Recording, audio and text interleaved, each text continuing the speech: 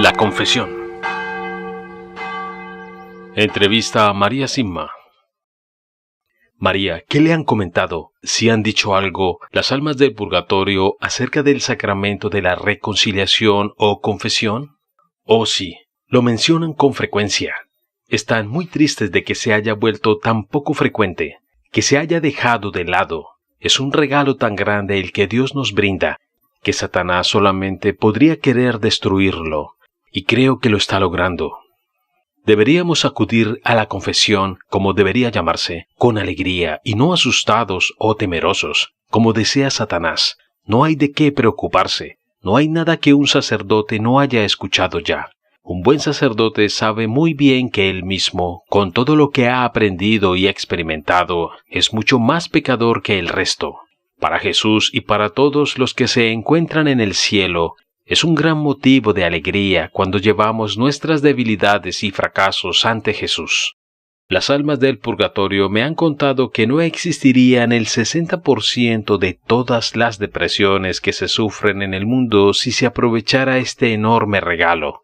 Muchos especialistas, empresas farmacéuticas y orientadores se quedarían sin trabajo si todos se confesaran regularmente. Nuestro Señor puede salvar y sanar a todos y a todo, según Él quiera, tan solo con pedírselo. Nuestra Madre ha dicho, y creo que fue en Medjugorje, que la confesión mensual sanaría a Occidente. La confesión no se entiende correctamente. Para la mayoría no resulta difícil diferenciar entre el bien y el mal. Pero otro tema mucho más peliagudo es diferenciar entre lo bueno y lo mejor. La confesión no está solo para confesarnos de haber robado un banco, pues de hecho muy pocos de nosotros robamos bancos. Para la mayoría está para buscar cómo ser cada vez mejores a los ojos de Dios. ¿Qué podría haber hecho durante este último mes para haber sido más santo? Eso es lo que nos debemos preguntar. Y que alguien diga que durante el último mes hizo todo lo que estuvo en su mano para cumplir perfectamente la voluntad de Dios. La humildad nos trae la más grande de todas las gracias. Jesús regala sus mayores tesoros a los más pequeños de corazón. La confesión nos recuerda repetidamente la pequeñez que Jesús quiere de nosotros para que Él pueda darnos sus enormes gracias. María, ¿cómo respondería a todos los que dicen, y lo hacen con sinceridad, que no necesitan un sacerdote para confesarse, que no necesitan contarle sus cosas a otra persona, sino que pueden dirigirse directamente a Dios? Si lo que usted dice fuera cierto, los psicólogos y psiquiatras no tendrían tanto trabajo. Tanto las personas más inteligentes como las más sencillas pueden ir al mismo sacerdote, y ambos se quedarían asombrados por los frutos y gracias que surgirían de ese breve y libre encuentro con Jesús. Todos los seres humanos tienen la misma necesidad de confesar sus culpas. Todos esos grupos de apoyo y esas largas e interminables terapias, tan costosas, no serían necesarias si nos acercáramos a Jesús. Y sobre todo, las mayores gracias no nos llegan de ahí, de los expertos y los especialistas, sino solamente de Jesús. Nos dejamos engañar demasiado fácilmente. ¿No cree que Él, que para comenzar nos dio la vida, también es capaz de darnos infinitamente más que las soluciones del tipo ¿cómo enfrentarte a de la mayoría de los psicólogos? Dios los bendiga. Muchos de ellos ni siquiera reconocen la realidad del pecado. ¿Y cómo van a poder tratar entonces la realidad del perdón? Viven de un negocio que se perpetúa. Y al no hacer nosotros uso del sacramento de la confesión, a ellos les asegura un coche más grande. Prosperan con nuestros pecados, mientras que Jesús murió por nosotros para conquistar y borrar nuestros pecados para siempre. María, ¿y qué me podría decir ante los que retorcidamente dicen que Jesús nunca nos dijo que teníamos que ir a un confesionario a confesarnos? Es verdad, les sugiero que acudan a confesarse con un sacerdote en un lugar público, contándole sus pecados claramente. Lo importante es que se digan claramente los pecados. Jesús dijo que nos arrepintiéramos y cuando lo hacemos, Él borra nuestros pecados, y sólo así Satanás deja de saber de ellos. Ya no puede atraer a esa persona mediante ese pecado, o atacarle a causa de la débil o inexistente relación con Dios. pero quien se encuentra en el confesionario es Jesús, no un sacerdote. María, ¿está usted segura? Le cuento un caso que lo sorprenderá. Una abuela italiana quiso llevar a su nieto de 8 años al Padre Pío para que hiciera su primera confesión. No sin motivo, estaba muy entusiasmada cuando llegó a la parroquia. El niño entró a confesarse y salió radiante de alegría. La abuela sabía qué apariencia tenía el Padre Pío. Era bajo, gordito, casi calvo, de ojos muy oscuros y de unos 65 años. Aún así, le preguntó a su nieto, «Dime, ¿cómo era?». El niño respondió con mucha calma y con detalle. «Oh, era alto y fornido, con ojos castaños y pelo largo y castaño. Tenía alrededor de 30 años». María, está bromeando. No, cosas de este tipo suceden con frecuencia en lugares sagrados y de mucha oración. María, déjeme plantearle un caso hipotético y luego le haré unas preguntas al respecto. Hay 2 familias. Ambas viven razonablemente bien y con salud. Una de las familias se confiesa regularmente mientras que la otra no. ¿Existirán diferencias entre sus descendientes? Y si las hubiera, ¿cuáles podrían ser? La primera familia contará con una base sólida para acercarse cada vez más a Jesús a lo largo de las generaciones, mientras que la segunda familia cargará con muchas dificultades que no hubieran tenido si se hubieran confesado regularmente. Por ejemplo, enfermedades y debilidades que podrían haberse evitado. La actitud correcta y penitente de la primera familia se reflejará en la fortaleza y la felicidad de sus descendientes, mientras que los de la otra familia serán más propensos a los ataques de Satanás. María, entonces, ¿quiere decir que quienes son conscientes de su estado de pecado terminan siendo más sanas que aquellas que no lo son? Sí, con la humildad que produce la confesión y la oración, y con el amor a Dios que nos viene de ello, hace que crezca una fortaleza y un equilibrio que se manifiesta en personas más saludables. Y esto significa que serán más saludables emocional, mental y físicamente, y que también se extenderá a lo largo de las generaciones. María, entonces, ¿podemos garantizar vidas más sanas a nuestros hijos, nietos y bisnietos con nuestro amor, con nuestras oraciones y con nuestras confesiones? Sí, exactamente. Gran parte de la medicina actual se limita a reparar los daños. Si los médicos actuales en todos los campos dedicaran el mismo tiempo y energía a la prevención en el sentido que nos indican los 10 mandamientos, el mundo tendría solo una pequeña fracción de las enfermedades que sufre en la actualidad. La medicina preventiva no nos cuesta nada, y sobre todo nos damos cuenta más claramente de la inmensidad del amor de Dios por nosotros. Esto no es un juego para Él. Él se llena de alegría cuando estamos llenos de paz y de la felicidad que produce. Dios solo quiere vernos felices, libres y saludables. María, entonces, ¿puede explicar la función de la contrición y del arrepentimiento en el momento de la muerte? Nos libramos de todas nuestras culpas con una buena confesión, si es totalmente honesta y si nos arrepentimos de corazón. Pero también hay que reparar el daño causado. Aún no quedamos completamente librados de esos pecados. Para obtener la total absolución, el alma debe quedar libre de toda atadura. En el caso de una madre con muchos niños pequeños que está a punto de morir, deberá entregarse hasta tal punto que pueda decir con sinceridad: Dios, te entrego todo a ti, que se haga tu voluntad. Esto puede ser muy, muy difícil. La libertad, mediante el pago de hasta el último céntimo, como dice Jesús en el Evangelio, se da entre nosotros y Dios, entre nosotros y los demás, con una reparación extra y liberándonos totalmente de toda atadura sobre asuntos que no sean los de Dios. María, entonces, ¿estar totalmente libre de todo pecado sería un proceso de 3 pilares? Sí, primero, expiación entre nosotros y Dios. Luego, expiación entre nosotros y la persona a la cual herimos, que también nos implica siempre a nosotros mismos. Y finalmente, la reparación por medio de la oración y las buenas obras. No solo se debe borrar el pecado, sino que también se debe reparar. María, las personas no católicas y los no cristianos ¿también deben confesarse? Oh sí, ningún sacerdote que desee cumplir las enseñanzas de Jesús puede rechazar a un penitente. Sin embargo, si esto ocurre, sugiero a esa persona que rece por ese sacerdote que le ha rechazado y que mire adelante. No importa quién sea el pecador, qué educación ha tenido o de dónde proviene.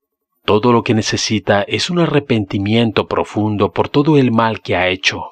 Pronto ese pecador encontrará un sacerdote por voluntad de Jesús. Se lo puedo asegurar. A pesar de que los no católicos no pueden recibir el sacramento de la confesión, realizar una confesión informal les haría tanto bien a sus almas. Puedo asegurarlo. Cuando un no católico busca esto, Dios le concederá unas gracias muy, muy grandes. El rosario. María, ¿cuál es su opinión con respecto al rosario? ¿Es tan importante? El rosario ayuda a curar las heridas y es también una gran fuente de paz, en especial para aquellas familias que lo rezan juntas. Satanás odia el rosario precisamente por esta razón. Lo siguiente ocurrió el 16 de diciembre de 1964. Enseguida va a darse cuenta de por qué me acuerdo hasta la fecha exacta. Ese día llegué a casa muy cansada, pero vi que tenía una gran cantidad de cartas. Me propuse revisarlas rápidamente y contestar solo las 2 más urgentes. Elegí 2 y me di cuenta de que lo que se necesitaba en ambos hogares era un rosario en familia, y así desaparecería la angustia que experimentaban. Entonces me senté y saqué la carpeta donde guardo papeles y sobres. La coloqué aquí en el centro de la mesa, la abrí y extraje 2 hojas y 2 sobres. Como acostumbro, comencé a escribir la dirección en los sobres antes de escribir las cartas. Repentinamente escuché un silbido agudo y vi a Satanás parado aquí a mi derecha. Era un hombre moreno y atractivo, de 30 años, que me lanzaba miradas de odio y rabia. Lo ignoré y continué escribiendo las direcciones en los sobres. Luego sentí olor a quemado que me sorprendió. Miré dentro de la carpeta y por la ventana, nada. Luego pensé, hoy no he encendido nada hasta ahora. Debe ser la casa de los vecinos. Pero cuando miré nuevamente hacia la derecha, Satanás había tomado las 2 hojas de papel, las había arrastrado hasta el borde de la mesa y tenía su mano sobre ellas. Había una zona negra completamente quemada sobre la hoja en la que había apoyado su mano, y ese era el olor que yo había sentido. En el nombre de Jesús le ordené que se retirara y así lo hizo rápidamente. Terminé las 2 cartas, y al principio pensé en tirar las hojas quemadas, pero como solo la cara de arriba de ambas hojas estaba dañada, mientras que la de abajo se encontraba levemente oscura, pensé entonces que sería mejor si se las mostraba al párroco. Me agradeció que no las hubiera tirado porque quería que les estudiara un laboratorio de física en Innsbruck. En su opinión, era físicamente imposible que se quemara solo una cara sin quemarse también la otra. Envió las hojas al laboratorio, preguntando si allí podrían hacer lo mismo. Pasados 3 meses, el laboratorio las devolvió diciendo que era imposible y que estaba equivocado, que la segunda hoja no podía haber estado debajo de la quemada. Pero no, yo no estaba equivocada. El original se perdió cuando se quemó mi casa, pero había hecho una foto de las hojas quemadas. La foto la hice cuando la segunda hoja de papel, que estaba debajo, ya se había roto. En resumen, así odia Satanás el rosario. María, ¿qué le diría a aquellas personas a quienes el rosario les parece aburrido e inútil a causa de las repeticiones? La humildad presupone que hablemos solo de lo que hemos experimentado. Quienes afirman eso es que no han rezado el rosario. La meditación de los misterios, la meditación de la vida de Jesús, nos brinda tanta paz y alegría que Satanás se vuelve loco. María hizo muchas promesas a aquellos que rezan el rosario, y lo hizo por medio de Santo Domingo. Conozco a una mujer que se compró un rosario nuevo, a unos cientos de metros de la iglesia a la que se dirigía a rezar con un grupo numeroso de peregrinos. Cuando se arrodilló en el banco, lo buscó en su bolso y se encontró que solo quedaba un puñado de cuentas sueltas y muchos pedacitos de alambre. El diablo lo había soltado todo para que no rezara el rosario. Satanás odia la paz y odia la curación, y el rosario es extremadamente curativo y un arma muy poderosa contra él. María, ¿alguna vez se le ha aparecido un alma del purgatorio pidiéndole que rezara un rosario con él o ella? Sí, eso sucede. Recuerdo una vez, fue en los años 50, cuando viajaba en tren desde Bludenz. Era uno de esos días en los que había muchos viajeros, así que elegí, como hago habitualmente, el último vagón del tren. Subí y pronto encontré un compartimiento en el que viajaba solamente una mujer. Me senté a su lado. Todavía no me había acomodado cuando sacó un rosario de su bolso y dijo: «Bueno, aquí hay alguien que rezará el rosario conmigo».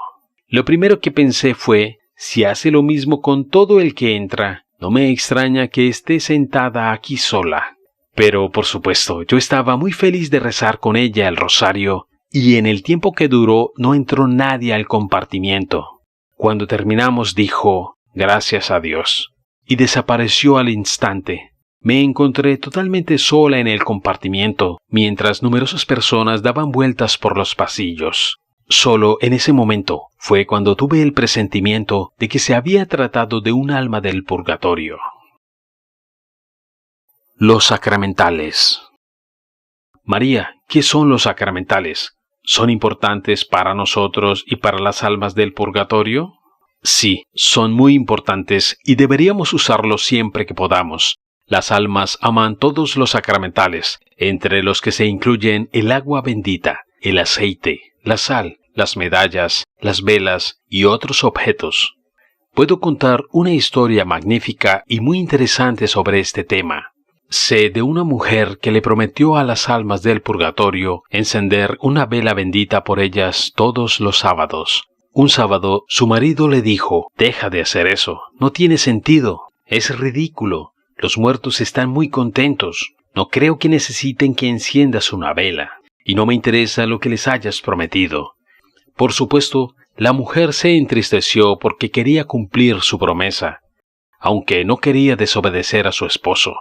Entonces pensó: «Muy bien, la pondré en la estufa y allí no la verá». Colocó la vela en la estufa y cerró la pequeña puerta que, por cierto, tenía una ventanita también pequeña.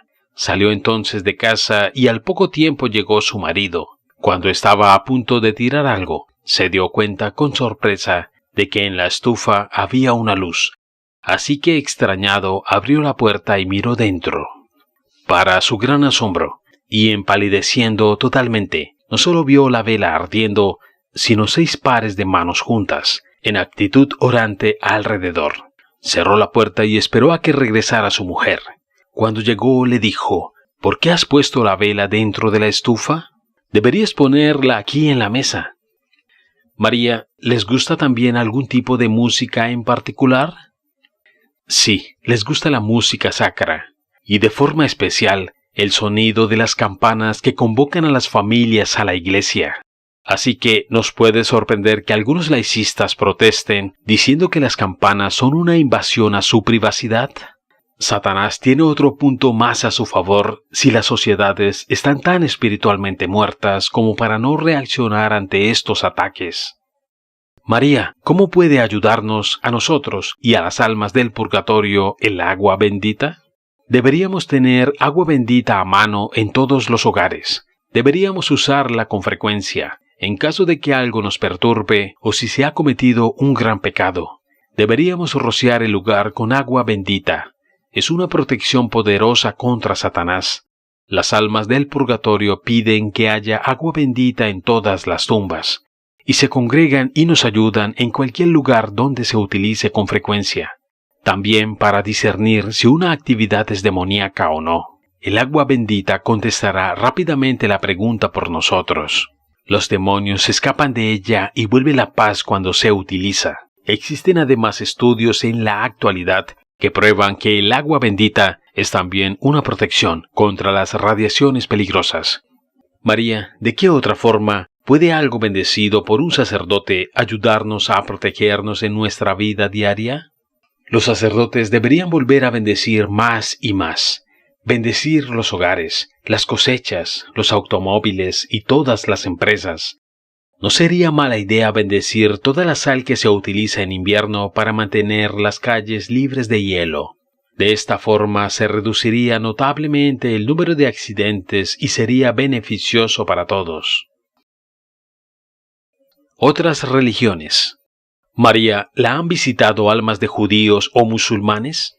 Sí, y están felices cuando se me aparecen, pues comprenden mucho mejor las cosas ahora que antes. Por pertenecer a la Iglesia Católica, uno puede hacer mucho más por ir al cielo, pero aquellos que fueron educados de forma diferente y por lo tanto creen de modo distinto y lo hacen a conciencia, también llegarán a ser santos.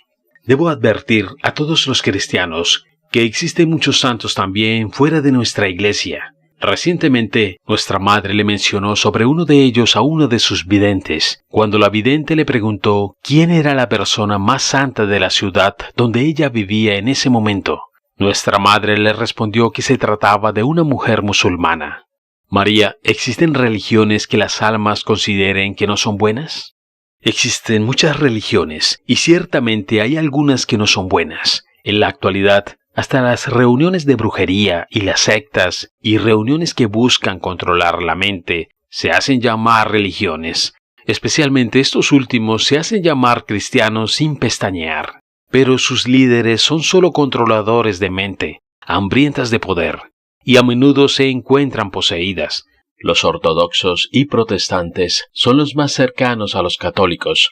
Ellos creen en Dios y en los 10 mandamientos. Sin embargo, los protestantes no tienen devoción por nuestra Madre, o al menos no oficialmente, a pesar de que tengo conocimiento de que muchos hoy en día rezan el rosario.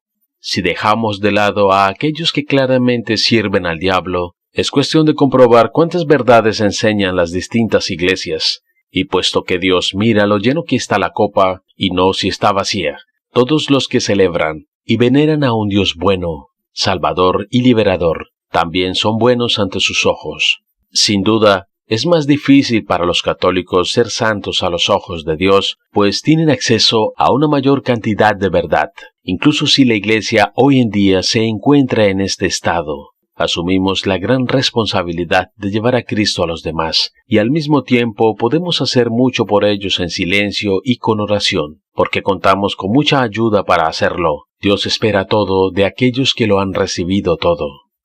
María, ¿hay gente en el cielo que no había pertenecido a ninguna iglesia durante su vida? Por supuesto que la hay. Si una persona vive según su conciencia limpia, intentando amar y servir a su prójimo continuamente, él o ella estará con Dios en el cielo. Dios ama y bendice a aquellos que nunca tuvieron acceso a Él mientras estuvieron aquí, pero que igualmente amaron y protegieron la vida, el mayor de sus dones. María, ¿qué deben hacer los miembros de otras iglesias que nunca han aprendido las oraciones de las que hemos hablado hoy para ayudar a sus familiares en el purgatorio?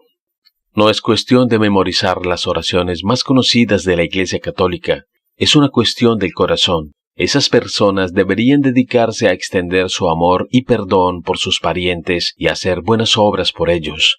Solamente con el Padre Nuestro y el Ave María podrán hacer mucho por sus familiares en el purgatorio, y de este modo también recibirán en recompensa su ayuda.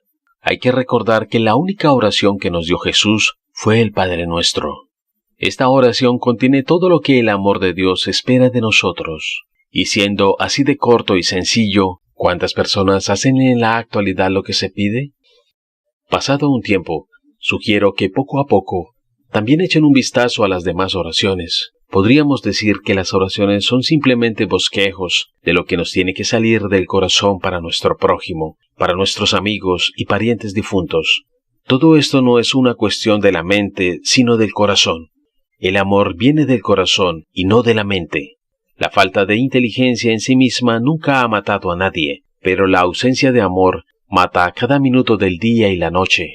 No nos hacemos santos, ni curamos nuestra alma con la inteligencia, sino con el amor. María, ¿ocurren durante las misas o servicios de otras denominaciones cristianas tantas conversiones como en las misas católicas?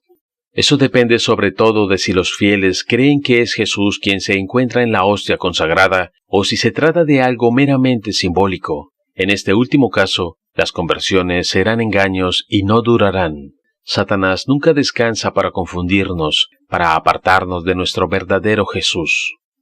María, Existen ciertas iglesias cristianas que han diluido tanto el rito que consideran comunión con Jesús toda comida en la que se parte cualquier trozo de pan. ¿Se producen también conversiones en estos casos? ¿Es realmente importante mantener el rito de la Iglesia Católica? Sí, es importante. Creo que debe seguirse el rito católico, pero también estoy igualmente segura del amor inconmensurable de Jesús, y por lo tanto, no me atrevería nunca a cuestionar si ocurren o no conversiones en esas otras iglesias. Sin embargo, cuando se vive de corazón y en profundidad, la misa católica es lo más correcto y sanador para el alma, para la mente y para el cuerpo. María, ¿le han dicho algo sobre el Papa, las almas del purgatorio que no fueron cristianas durante su vida terrenal? Sí, me dijeron que ahora reconocen al Santo Padre como el líder espiritual absoluto de toda la humanidad. María, ¿no cristianos le han dicho esto? Sí, almas de personas que no fueron cristianas durante su vida en la tierra me lo dijeron. María, ¿qué sucede con quienes se unen a una secta? Eso depende sobre todo de por qué lo hicieron y de cómo lo hicieron. Si nacieron en una familia que ya pertenecía a la secta, entonces se les juzgará suavemente. No tuvieron la culpa, no conocieron otra verdad. Pero si un católico o un cristiano ingresa en una secta, sufrirá mucho por ello. Esas personas deberán volver a sus verdaderas creencias antes de morir para librarse de eso. María, he escuchado a muchas personas de mi edad en Estados Unidos, también a médicos que no son creyentes, emplear la expresión católico en recuperación. ¿Qué opina al respecto? Me enfada mucho y me pone muy triste esta idea. Cuando se ha llegado a este punto, se debe a la acción de Satanás. Si los padres, los profesores y los sacerdotes dejan de enseñar el amor divino y en vez de eso utilizan amenazas y proyectan un sentido de culpabilidad, entonces pueden producirse fácilmente heridas espirituales. Jesús nunca acusa a nadie porque Él conoce la condición humana mucho mejor que cualquiera aquí presente. Únicamente Satanás nos engaña con las amenazas. Las amenazas han espantado a muchos lejos de la iglesia, y nuestra Madre constantemente nos dice que debemos rezar mucho por aquellos que todavía no conocen el amor de Dios y que, por lo tanto, se han ido a otro lado. Los responsables de que sus hijos hayan llegado a este tipo de situación deberán rendir grandes cuentas. El Señor tendrá más piedad, en cambio, con la víctima de las amenazas, porque Él sabrá de dónde y de quién vinieron.